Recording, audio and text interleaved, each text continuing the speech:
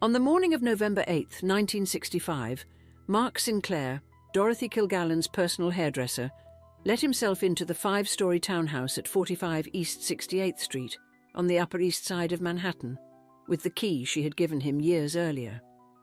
He went to the 3rd floor, where he had always done her hair. He found her sitting upright in the bed. She was in the wrong bedroom. She was wearing the wrong clothes. She still had on the full stage makeup and false eyelashes from her television appearance the previous night. On her lap was a book she had already finished reading, and her reading glasses were nowhere in the room. 2 empty glasses sat on the nightstand. Her entire JFK investigative file, 18 months of handwritten notes, leaked Warren Commission transcripts, source contact lists, and the only private interview ever given by the man who shot the only suspect, had vanished. No police investigation followed. In today's episode of Old Money Allure, we trace the life and suspicious death of Dorothy Kilgallen, the most famous female journalist in mid-century America, a gossip columnist read by 20 million people a day, who spent the last 18 months of her life conducting the most aggressive independent investigation of the Kennedy assassination ever undertaken by a single reporter, who was days away from publishing what she called the biggest scoop of the century, and who was found dead in a staged bedroom with every piece of evidence she had assembled gone. The Voice of Broadway. Dorothy Mae Kilgallen was born on July 3, 1913 in Chicago, Illinois, to James Lawrence Kilgallen and Mae Ahern, both children of first-generation Irish-American families. The stories behind figures like Dorothy Kilgallen, the investigations they pursued and the forces that silenced them receive extended treatment in our free Substack newsletter, where the political and personal wreckage, too complex for documentary format, reveals what these stories actually cost the people who lived them. The Kilgallen saga belongs in that company. Her father James was among the most celebrated reporters of his era, spending 38 years with the International News Service, and Damon Runyon once described him as an editor's dream of a reporter. The newspaper was the family's oxygen, and Dorothy grew up breathing it. She attended Erasmus Hall High School in Brooklyn, lasted 2 semesters at the College of New Rochelle, and shortly before her 18th birthday walked into the newsroom of the Hearst Corporation's New York Evening Journal and asked for a job. They gave her one. Her first assignment was the beauty parlor convention in Coney Island. She was not satisfied. Inspired by her idol Nellie Bly, the pioneering investigative journalist who had faked insanity to expose an asylum and raced around the globe in 1889, Dorothy set her ambitions in the same register: big stories, dangerous places, and front pages. By the early 1930s, she was covering Franklin Roosevelt's first presidential campaign. By 1935, she was in a packed New Jersey courtroom watching the trial of Bruno Richard Hauptmann for the kidnapping of the Lindbergh baby, the most covered courtroom spectacle of the decade. In the autumn of 1936, the Journal dispatched 23-year-old Dorothy to compete in an informal race around the world against 2 male colleagues from rival papers, using only commercial flights and public transportation. She flew aboard the Hindenburg for the first leg, the colossal hydrogen-filled airship that would be destroyed in a catastrophic fire just 7 months later. She came third in time, 24 days, 12 hours and 51 minutes. But in terms of public impact, she won. She became a celebrity, the second woman after Nellie Bly to circle the globe, turned the experience into a book called Girl Around the World, and had the story optioned for a Hollywood film starring Glenda Farrell in the Kilgallen role. Ernest Hemingway, who was famously stingy with praise about anyone's writing, called her the greatest female writer in the world. She was 23 years old. In 1938, the New York Journal-American gave her a daily column called The Voice of Broadway, making her the paper's first female columnist at 25. It grew into one of the most influential columns in the history of American journalism, eventually syndicated to 146 newspapers and read by an estimated 20 million people every day. She combined celebrity gossip, theatre criticism, political innuendo, and occasionally dangerous investigative disclosures into a single daily column that ran 6 times a week until the morning of her death. The woman who changed a verdict. The measure of Kilgallen's authority as a reporter is best understood not in her gossip items, but in the moments when her reporting changed the outcome of history. In 1954, Dr. Sam Shepard, a prominent Cleveland osteopath, was accused of bludgeoning his pregnant wife to death. The majority of the American press had convicted him before the jury finished deliberating. Kilgallen went to Cleveland and came back with something the other reporters had missed. In a private conversation with trial judge Edward Blythin before the proceedings began, the judge told her flatly, "Well, he is guilty as hell, there is no question about it." She preserved this as testimony, combined with the fact that the jury was never sequestered. This statement became the evidentiary cornerstone of the appeals pursued by attorney F. Lee Bailey, who ultimately got Shepard's conviction overturned by the United States Supreme Court in 1966. Shepard was acquitted at his retrial. A judge's offhand dismissal to a reporter had, through Kilgallen's doggedness, undone a verdict. The case later inspired both the television series and the 1993 film The Fugitive. She was also the first reporter in America to publicly report, on July 15, 1959, that the CIA and the Mafia were collaborating in plots to eliminate Fidel Castro, a disclosure so sensitive that J. Edgar Hoover personally ordered the FBI to open a surveillance dossier on Kilgallen's activities. Hoover would be monitoring her calls and her columns when she began investigating the Kennedy assassination 4 years later, and by the time Kennedy was shot in Dallas, Hoover had been watching her for years. She likely knew it. By 1950, she had added a third career as a founding panelist on CBS's What's My Line, the Sunday night game show that ran 17 years, won 3 Emmy Awards, and became one of the most beloved programs in American television history. She was nominated for a Pulitzer Prize during the 1950s for her journalism, appeared on The Ed Sullivan Show, was a fixture at the Stork Club and the Copacabana, and was photographed alongside every major cultural figure of the post-war era. She was simultaneously a television star, a radio personality, and America's most dangerous gossip. And all 3 roles gave her access to people and places that other journalists could only dream of. A convergence of platforms that no single journalist in America had ever assembled before, and that gave her something uniquely valuable when she began investigating the Kennedy assassination. The ability to reach 20 million readers with a column item, millions more through television, and the personal access to anyone she wanted to interview, because everyone in America either knew Dorothy Kilgallen's face, her byline, or her voice. She married Broadway producer Richard Colmar in 1940, and together they purchased a sprawling 13,000-square-foot townhouse on the Upper East Side, a property that sold for $17 million in 2021, and co-hosted a popular morning radio program called Breakfast with Dorothy and Dick that reached 800,000 listeners in its first year alone. The marriage eventually hollowed out. She caught Colmar committing adultery in their 3rd-floor master bedroom, which is why she moved her sleeping quarters to the 5th floor and never returned to that room, a detail that would become critically important on the morning of her death. 2 assassinations in 3 days. Kennedy was shot in Dallas on November 22, 1963, and Kilgallen watched the television coverage with her young son, Kerry, who had been taken to the White House just 2 years earlier to meet the president. When Jack Ruby shot Lee Harvey Oswald on live television 2 days later, her reaction was immediate.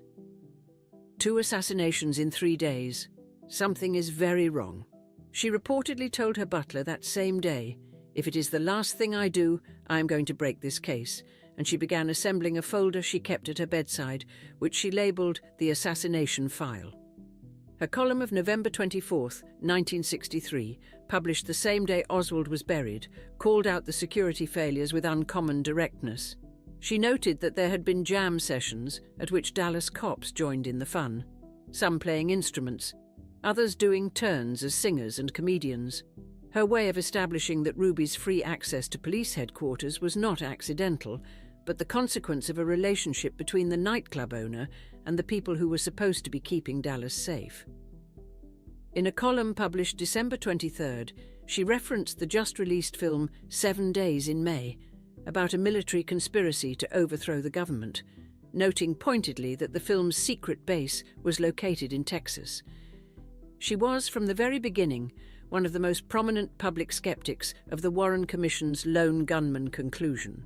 What distinguished her from the other skeptics, the researchers and amateur investigators and independent journalists who would eventually produce an entire library of assassination literature, was the scale of her platform and the seriousness of her professional credentials. She was not a conspiracy theorist working from a basement. She was the most widely read columnist in the United States, a woman who had already overturned a murder conviction through reporting that reached the Supreme Court, whose investigative instincts had been trained in the courtrooms of the Hauptmann trial and the Shepard case and a dozen other landmark proceedings, and who had the specific professional skill of identifying when an official story was being managed rather than truthfully told. She had covered enough trials and enough official investigations to recognize the signatures of a cover-up, and what she saw in the Warren Commission's handling of the Ruby testimony, the witness interviews, and the physical evidence bore those signatures with an intensity she described to friends as unlike anything she had encountered in 30 years of reporting. She also had something that made her uniquely dangerous to whoever was managing the official story.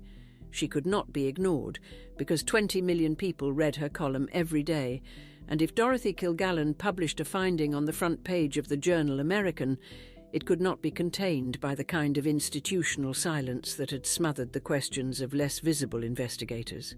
She knew this, and the people she was investigating knew it too. The leaked testimony. Kilgallen cultivated a source deep inside the Warren Commission apparatus whose identity was never confirmed despite a federal investigation, and in August of 1964, before the Commission's final report had been presented to President Johnson, her source provided her with a 102-page segment dealing specifically with Jack Ruby's testimony before the Commission. She published the material across 3 installments on the front pages of the New York Journal American, the Philadelphia Inquirer, the Seattle Post-Intelligencer, and other papers nationwide, totaling approximately 50,000 words, accompanied by her own pointed critical commentary, asking questions the Commission had neglected to ask. The most explosive element was not the transcript itself, but what Ruby said in it. Ruby begged Earl Warren to transport him to Washington, declaring, "My life is in danger here, and I want to tell the truth, and I cannot tell it here." Warren declined the request and did not follow up. Ruby told the Commission's chairman directly, "You have a lost cause, Earl Warren," telling him that people around him in Dallas were in danger and that what he knew was too large for Dallas to contain. Kilgallen published this verbatim and then asked the question that the Commission had either been unwilling or unable to pursue. Why did Warren simply close the session and go home? The Warren Commission publicly condemned the premature publication and launched a federal investigation into how she had obtained the documents. She was unfazed. In a column dated September 30th, 1964, she wrote that the FBI might have been more profitably employed in probing the facts of the case rather than how I got them. The federal investigation into the leak was never resolved. Kilgallen never revealed her source. The leak itself was an act of considerable personal courage, because the federal government had made clear that it regarded the premature publication of Commission testimony as a potential criminal matter, and the investigation into how she obtained the documents was conducted with the kind of institutional intensity that the FBI typically reserves for matters of national security rather than newspaper leaks. Kilgallen treated the federal investigation as confirmation that she was on the right track. If the material she had published was insignificant, the government would not have devoted those resources to identifying her source, and the fact that it did told her that someone in Washington understood, as she did, that Ruby's testimony contained elements that the official report would prefer the American public not to examine too carefully. She was also aware, through her own contacts in Washington and through the surveillance she had long suspected Hoover was conducting on her, that the FBI's interest in her activities went beyond the leak itself and extended to her broader investigation, her travel patterns, and the identity of the sources she was cultivating in Dallas and New Orleans. She was operating, by the autumn of 1964, in an environment where the federal government was simultaneously investigating her for publishing classified material and monitoring her investigation of the very case the classified material concerned, a dual exposure that would have discouraged most reporters and that appeared to make Kilgallen more determined rather than less. 8 minutes alone with Jack Ruby. Of all Kilgallen's journalistic achievements in the JFK case, the most extraordinary, and the one that almost certainly contributed to her death, was a private interview with Jack Ruby himself during his trial in Dallas in early 1964. Ruby's lawyer, Joe Tonnahill, arranged a brief initial exchange at the defense table, where Ruby specifically asked to speak with her, recognizing her as someone with the ability to publicize his story, but Kilgallen wanted more. In March of 1964, during a noon recess, she prevailed upon Tonnahill to arrange a private meeting in a small office just off the courtroom with the approval of Judge Joe B. Brown, who was awestruck by her. Tonnahill walked them in and withdrew. The guards agreed to wait outside. For somewhere between 8 and 30 minutes, Dorothy Kilgallen was alone with Jack Ruby in what may have been the only unmonitored conversation he had since his arrest. No stenographer was present. No recordings were made. The hundreds of other journalists covering the trial were furious at the access and understood exactly what it meant. What did Ruby tell her? She never said publicly, not in any column, any conversation recorded by friends, or any note discovered by researchers. Her biographer Lee Israel and researcher John Simkin both concluded that whatever Ruby told her was so explosive that she deliberately suppressed it for the book she was writing, because a newspaper column would have exposed her sources before the book could provide legal protection. Near the end of his life, Ruby told a psychiatrist that the assassination was an act of overthrowing the government, and that he knew who had President Kennedy killed, adding, "I am doomed, I do not want to die, but I am not insane, I was framed to kill Oswald." In December of 1966, just weeks before his death, he was diagnosed with lung cancer and claimed he had been injected with cancer cells while in prison. He died on January 3, 1967, 14 months after Kilgallen, before his retrial could begin, taking his half of the conversation to the grave. After the private interview, those close to Kilgallen noticed she had begun carrying a locked file with her at all times, even when travelling. The file grew thicker and thicker over the 18 months that followed. She was doing something far beyond collecting information. She was building a case, assembling the kind of evidence that a reporter of her caliber understood would need to be airtight before publication, because the accusations she was preparing to make were of a scale and a gravity that would require documentation sufficient to withstand not only the legal scrutiny of the most formidable institutions in the country, but the institutional fury of an intelligence apparatus that had already demonstrated its willingness to monitor her activities and investigate her sources. She was also in serious financial difficulty in 1964, facing a libel suit and the cancellation of a lucrative radio contract. And she believed the book she was writing, Murder One, would earn her a fortune, a calculation that reinforced her decision to hold the most explosive material for the book, rather than publishing it in the column, where it would have been exposed to immediate retaliation without the legal protection that a published book's editorial and legal apparatus could provide. The investigation deepens. Kilgallen did not stop at Ruby. She reported on Aquila Clemens, a witness to the shooting of Officer J.D. Tippit on the afternoon of November 22nd, whose death was officially attributed to Oswald. Clemens described 2 men at the scene, neither of whom matched Oswald's description, told Kilgallen she had been warned by police not to talk to anybody, and said she feared she might get killed on the way to work. Aquila Clemens' name does not appear a single time in any of the Warren Commission's 26 volumes. A witness to a murder attributed to the official suspect, who gave testimony contradicting the official account, whom the Commission declined to interview.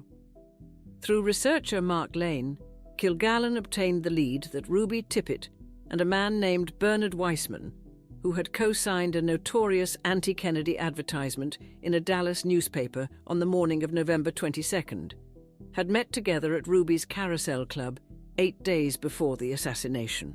She published this on the front page of the Journal American. When Warren questioned Ruby about this meeting, he referred not to a trio, but a quartet, including a rich oil man whose identity he conspicuously declined to provide, suggesting the Commission had been briefed on a figure who never appeared in any official testimony. Kilgallen noted the discrepancy precisely. Either there was a significant omission in the report of the Warren Commission, or the oil man was part of the unofficial corpus of information to which Warren was privy.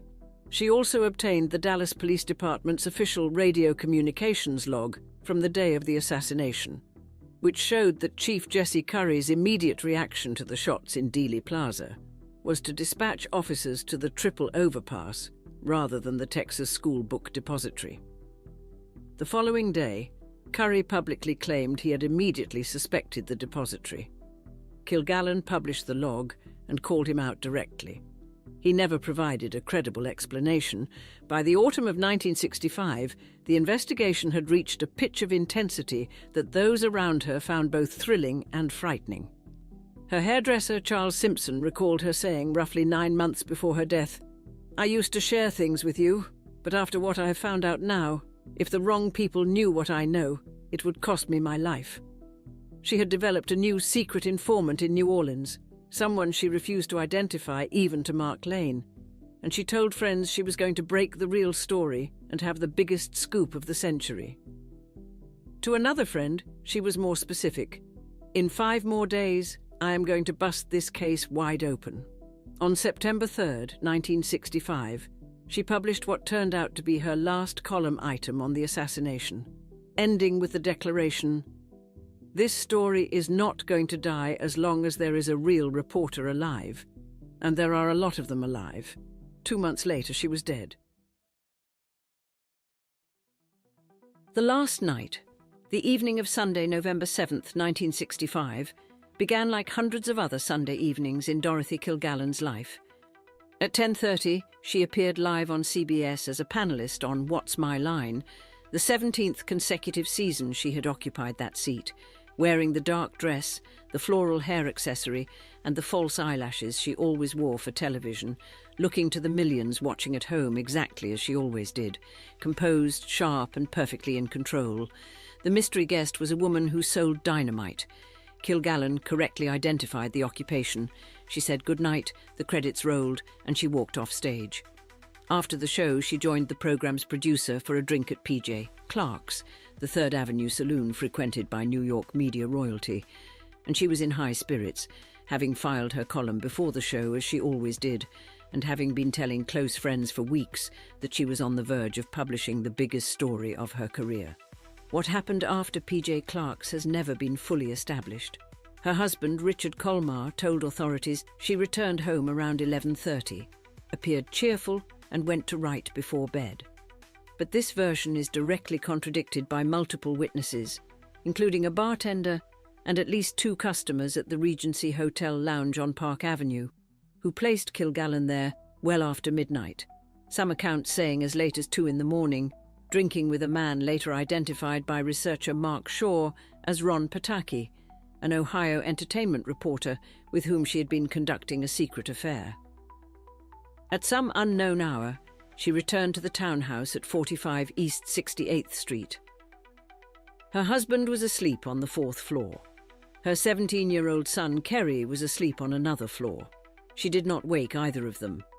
Pataki himself, when later confronted by researchers, neither confirmed nor categorically denied being in New York that night, admitted a close friendship with Kilgallen, flatly denied an affair, denied being at the Regency, and denied any involvement in her death. Shaw's investigation, however, established that a restaurant review bearing Pataki's byline ran in his Columbus newspaper on the morning of November 8th, a review that, given filing deadlines, Shaw argued could only have been written in New York the night before rather than filed from Ohio. The precise timeline between the Regency and the townhouse has never been established because no police investigation was conducted. No witnesses were formally interviewed under oath, and the only person who could have provided a complete account of Kilgallen's movements between approximately midnight and the time of her death, whenever that was never compelled to give testimony. The gap in the record is not a gap of lost evidence. It is a gap of evidence that was never collected, because the authorities who should have collected it treated the death of the most prominent journalist investigating the Kennedy assassination as a routine accidental overdose within hours of discovering the body. And by the time anyone with the inclination and the resources to ask the right questions arrived at the case, the witnesses were aging, the physical evidence was gone, and the institutional will to reopen a matter that implicated federal agencies, organized crime, and the official narrative of the most traumatic political event in modern American history had never been sufficient to overcome the inertia of a 60-year-old closed file. A catalogue of the wrong. What Mark Sinclair found the next morning was a scene whose wrongness was invisible to anyone who did not know Dorothy Kilgallen's daily habits and whose wrongness was, to anyone who did know them, a scream. She was in the third-floor master bedroom, the room she had not slept in for years, not since the afternoon she had come home and found her husband in that bed with another woman. She had moved her sleeping quarters to the 5th floor and never returned, yet this is where her body was found. She was dressed in a bolero-style blouse worn over a peignoir, an ensemble Sinclair described as something she would never wear to bed. She was still wearing the false eyelashes from her television appearance hours earlier, and Dorothy Kilgallen was meticulous about her appearance. She would never have gone to bed in stage eyelashes. On her lap was a copy of The Honey Badger by Robert Ruark, a book Sinclair had seen her reading weeks earlier, and that she had told him she had finished and did not particularly like. Her reading glasses were not in the room, and Kilgallen had poor eyesight and could not read a single word without them. 2 empty glasses sat on the nightstand, though her husband was asleep on the 4th floor, and nobody else was supposed to be there. She still wore the complete layer of makeup from her television broadcast, including the floral hair accessory, and she had a nightly skincare regimen she followed without exception, confirmed by Sinclair, by her children and by her household staff. She removed her makeup before bed always. Yet here she sat, in the bedroom she never used, in clothes she never wore to sleep, with a book she had already finished, without the glasses she needed to read it, in full stage makeup at what was most likely 3 or 4 in the morning. Whoever staged the scene had assembled a believable enough surface. A woman who had drunk too much and taken pills and fallen asleep sitting up. But they had not known the fine-grained texture of Dorothy Kilgallen's daily life, the exact bedroom she used, the exact clothes she slept in, the exact book she was reading, the glasses she needed to read it. Each wrong detail was invisible to a stranger. To Mark Sinclair, they were proof that whoever had arranged the scene had access to the townhouse, but did not know Dorothy Kilgallen. They knew enough to place a body in a bed with a book and make it look like a woman who had taken too many pills and drifted off. They did not know which bedroom she slept in, what she wore to bed, which book she was currently reading, that she needed glasses to read anything at all, or that she had a nightly routine of removing her makeup that she had followed without exception for as long as anyone who knew her could remember. The staging was competent from the outside and catastrophic from the inside, a scene that would have satisfied a police detective conducting a cursory review and that screamed fabrication to anyone who had spent time in Dorothy Kilgallen's daily life. No police detective conducted anything beyond a cursory review. The scene was accepted as presented, the medical examiner's finding of circumstances undetermined was issued, and the most famous female journalist in America was buried without anyone in law enforcement asking why she was in the wrong bedroom, in the wrong clothes, wearing the wrong makeup, holding the wrong book, without the glasses she needed to read it. 3. Barbiturate City Medical Examiner Dr. James Luke conducted the autopsy on November 8th and concluded, acute ethanol and barbiturate intoxication, circumstances undetermined, noting blood alcohol of 0.15 and barbiturate levels in a moderate range, neither alone typically lethal, but together additive enough to stop the heart. The designation, circumstances undetermined, is a forensic admission that the examiner cannot explain how the death occurred, typically a precursor to a police investigation. No police investigation followed. The death certificate carries an additional anomaly. It was signed not by Luke, but by a Dr. Dominic DeMaio, who, when tracked down by journalist Sarah Jordan Heinz, told her he did not believe he had signed the document and was in Brooklyn at the time, not practicing in the Manhattan Medical Examiner's office. More damaging still, Dr. Charles Umberger, the toxicology director at the New York City Medical Examiner's office, privately told a colleague he believed Kilgallen had been murdered, an opinion he never stated publicly and that was quietly absorbed by the closed case. The most forensically explosive revelation did not emerge for decades. Researcher Mark Shaw filed a Freedom of Information Act request and received documents from a 1968 retesting of preserved tissue samples using methods unavailable in 1965. The results confirmed that Kilgallen's system contained not one barbiturate, but 3 distinct compounds: seconal, nembutal, and amobarbital. She had a prescription for seconal only. The 2 other barbiturates had no medical prescription, no dispensing record, and no explanation consistent with self-administration. Shaw also noted that powder residue was found in the glass beside the bed, consistent with someone having opened barbiturate capsules and dissolved their contents into a drink, rather than swallowing them as pills, a pattern consistent with someone administering a drug to another person without their knowledge. On the morning of November 8th, before the body had been formally examined and before the NYPD had been called, FBI agents reportedly arrived at the townhouse and removed documents from Kilgallen's study, according to testimony gathered by Shaw from the daughter of Kilgallen's butler. Her entire JFK investigative file, 18 months of notes, transcripts, source contacts, and whatever she had assembled on her New Orleans informant, was never seen again. No record of it has been located in any archive, any estate inventory, or any government repository. It ceased to exist on the morning of her death. The removal of the files, if the testimony is accurate, represents the single most consequential act of evidence destruction in the history of the Kennedy assassination investigation.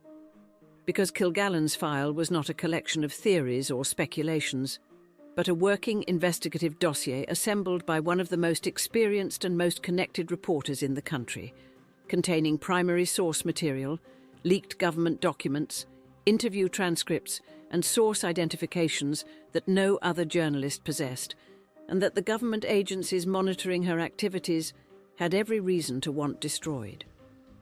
The file contained the notes from her private interview with Jack Ruby, the only unmonitored conversation the accused man had with any journalist. It contained the identity of her Warren Commission source, whose leak had triggered a federal investigation. It contained the identity of her New Orleans informant, the person she was preparing to meet in the days after her death. It contained whatever Aquila Clemens had told her about the 2 men at the Tippit scene. And it contained 18 months of analytical work by a woman whose investigative instincts had already overturned a Supreme Court verdict, organised and cross-referenced in whatever system Kilgallen used to build a case. All of it was gone before the police arrived. The last person to see her alive. The most credible named suspect is Ron Pataki, the Ohio entertainment columnist who had approached Kilgallen in Carrara, Italy, in June of 1964 on a press junket. With an opening line so deliberate it stayed with her, he walked up and asked if she was Claire Booth Luce, a reference that was not random small talk, since Luce was a known CIA associate and a central figure in the anti-Castro network that intersected with the assassination's periphery. Kilgallen told multiple friends she believed Pataki might be a CIA operative, and that his opening gambit had been a deliberate signal. Their relationship became intensely secretive. She never mentioned him by name in her column, introduced him to almost no one, and her biographer Lee Israel referred to him only as the out-of-towner, until investigative reporter David Herschel publicly identified him as Ron Pataki in 1993. Israel herself, in a 2005 interview, stated flatly that Pataki had something to do with Kilgallen's death.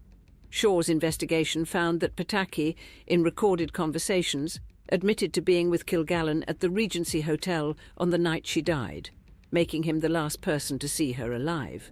Shaw also discovered a poem Pataki had written titled Vodka Roulette, seen as relief possibility, which Shaw characterized as an encoded admission.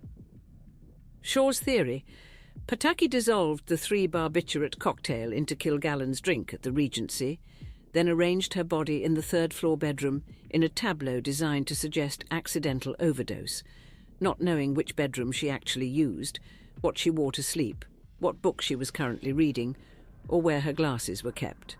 Pataki was never charged, never formally questioned by police, and died without being compelled to give sworn testimony about the night of November 7th.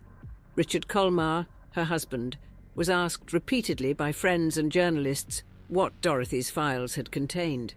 He gave the same answer every time: "I am afraid that is a secret that will have to go to the grave with me." On January 7th, 1971, Richard Colmar was found dead in bed in his Manhattan apartment from a drug overdose. He was 60. The secret, as promised, went to his grave. The question of what Colmar knew has haunted researchers for 6 decades, because he lived in the same townhouse where the investigation was conducted, was present on the morning the body was found, and was in a position to observe the arrival and departure of anyone who entered the house that night, including the FBI agents who reportedly removed the files. His consistent refusal to discuss the contents of the file, combined with his use of identical phrasing every time the question was raised, suggests either a genuine commitment to protecting his wife's sources or, as some researchers have speculated, a warning that had been delivered to him about the consequences of disclosure. His death in 1971 from a drug overdose, 6 years after his wife's death from a drug and alcohol combination, in a family where drug interactions had already produced one suspicious fatality, was noted by researchers without being formally connected to the case. No investigation of Colmar's death was conducted in relation to the Kilgallen matter. Before her death, Kilgallen had handed a draft of the JFK chapter she was writing to her close friend Florence Pritchett Smith, a socialite and former What's My Line guest panelist. Florence Smith died on November 9, 1965, one day after Dorothy, of what was listed as a cerebral hemorrhage. The chapter was never found. The timing: the only person known to hold a physical copy of Kilgallen's most sensitive manuscript dying within 24 hours of its author, was noted with shock by everyone who knew both women. The conspiracy that was confirmed. The Warren Commission's conclusion that Oswald acted alone was presented as unanimous, but it was not. 3 of the 7 commissioners, Senator Richard Russell, Senator John Sherman Cooper, and Representative Hale Boggs, refused to endorse the single bullet theory, the claim that one bullet had caused 7 separate wounds in both Kennedy and Governor Connally simultaneously. Russell, in a secretly recorded session on September 18, 1964, complained he had been worn down fighting over the report and demanded a footnote recording his opposition, which Warren declined. In 1970, Russell told the Washington Post plainly that he believed Kennedy had been the victim of a conspiracy and that the Commission's members were not told the truth about Oswald.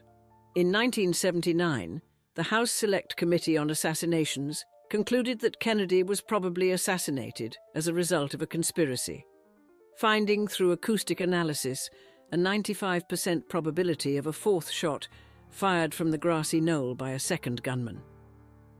The HSCA also documented that Ruby had made at minimum 59 phone calls in the months before the assassination to organized crime figures associated with the Marcello, Trafficante and Giancana networks, and identified New Orleans boss Carlos Marcello and Tampa boss Santos Traficante as the most probable organisers of the conspiracy, admitting it lacked sufficient evidence for a formal finding of guilt. In December of 1985, a recording made inside the Federal Correctional Institution in Texarkana captured Marcello telling an FBI informant, "Yeah, I had the son of a bitch killed. I'm glad I did. I wish I could have done it myself." Marcello had been diagnosed with Alzheimer's by that point, a fact that complicates the evidentiary weight of the recording. But Shaw argues that the specificity of the confession is too precise for confused rambling. The HSCA never examined Kilgallen's death, despite its obvious relevance. In 2017, following Shaw's publications, the Manhattan DA's office quietly opened a review of the case, and after more than a year terminated it without interviewing a single witness under oath or issuing a subpoena. An assistant DA telling Shaw that investigators had found no evidence that Kilgallen was harmed by the actions of anyone. Ron Pataki was never contacted. In 2024, City Councilman Robert Holden asked the NYPD to reopen the investigation, and was told it would happen. But what followed was, in his characterization, lip service, and a cold case official offered the non-answer that has defined the case for 60 years. Even if we do find foul play, who do we prosecute? The question was not rhetorical. It was an admission that the passage of time had accomplished what the original failure to investigate had been designed to permit: the conversion of an open question into a closed one, not through the resolution of evidence, but through the biological elimination of the people who possessed it. Carlos Marcello died in 1993. J. Edgar Hoover died in 1972. Ron Pataki died without giving sworn testimony. Richard Colmar died with the secret he promised to take to his grave. Florence Smith died the day after Dorothy. The evidence was gone because the people who took it ensured it was gone, and the people who could have recovered it ensured they never tried. And the passage of 60 years converted an act of institutional negligence into an irreversible fact. Dorothy Kilgallen Way. On November 8, 2025, exactly 60 years to the day after her body was found in the third-floor bedroom, a street co-naming ceremony was held at the corner of East 68th Street and Park Avenue. The block is now officially co-named Dorothy Kilgallen Way, as designated by the New York City Council. The city that declined to investigate her death chose to commemorate it with a street sign. In October of 2024, director Barry Levinson announced a film called Assassination, scripted by David Mamet, with Jessica Chastain starring as Dorothy Kilgallen and an ensemble including Al Pacino, Bryan Cranston and Brendan Fraser. Levinson's public comments about Kilgallen were notable for their directness. Dorothy Kilgallen was America's first female crime journalist, the only woman to cover the JFK case, the only reporter to speak with Jack Ruby, and she died under very suspicious circumstances, but it was never investigated. It was never investigated. The most aggressive independent investigator of the most consequential unsolved crime in American history was found dead under demonstrably anomalous circumstances 1 week before she planned to expose what she had found, and the United States government, in 5 different iterations over 6 decades, has declined to find out why. In March of 2025, the Trump administration released over 63,000 previously classified pages from the JFK assassination record collection, the largest single declassification in the history of the case. None of the released documents appear to contain any reference to Dorothy Kilgallen, any record of the FBI's activities at her townhouse on the morning of November 8, 1965, or any trace of the investigative file that disappeared with her. The 2 most important witnesses to what actually happened in Dallas, the only man who knew why he had shot Oswald, and the only reporter who had heard him speak privately, were both dead within 14 months of each other. One died in a county jail before he could testify. One died in her own bedroom, under circumstances her closest friends unanimously refused to accept as accidental. The evidence each possessed is gone. Justice is a big rug, Kilgallen wrote in 1963, and when you pull it out from under one man, a lot of others fall too. She was pulling hard on that rug when someone pulled her off it first. The rug, 6 decades later, remains firmly in place. What Dorothy Kilgallen assembled in 18 months of the most dangerous reporting in America, the leaked testimony, the private interview, the suppressed witnesses, the police radio logs, the New Orleans connection, the Carousel Club meeting with the unnamed oil man, represented the most comprehensive independent investigation of the Kennedy assassination ever conducted by a single journalist, built on a foundation of source relationships, institutional access, and investigative experience that no other reporter in the country possessed. She had the platform to publish it, 20 million daily readers and a television audience of millions more. She had the credibility to make it stick, a career that included overturning a murder conviction through the Supreme Court, breaking the CIA mafia collaboration story before any other American reporter, and covering the most significant criminal trials of her era with a precision that even her enemies respected. She had the courage to pursue it. She had been told by her own hairdresser that the information she possessed could cost her her life, and she had continued working. And she had the specific, concrete intention to publish it. She told friends she was 5 days away from breaking the case wide open. 5 days later, she was dead in the wrong bedroom, in the wrong clothes, with the wrong book, without her glasses, wearing the makeup she never wore to bed. And every document she had assembled was gone. The street sign at the corner of 68th and Park says Dorothy Kilgallen Way. The case file says circumstances undetermined. 60 years later, the distance between those two descriptions is the distance between what America says it values and what it is willing to investigate, and the woman who spent her career pulling the rug out from under official lies is still waiting for someone to do for her case what she spent her life doing for everyone else's.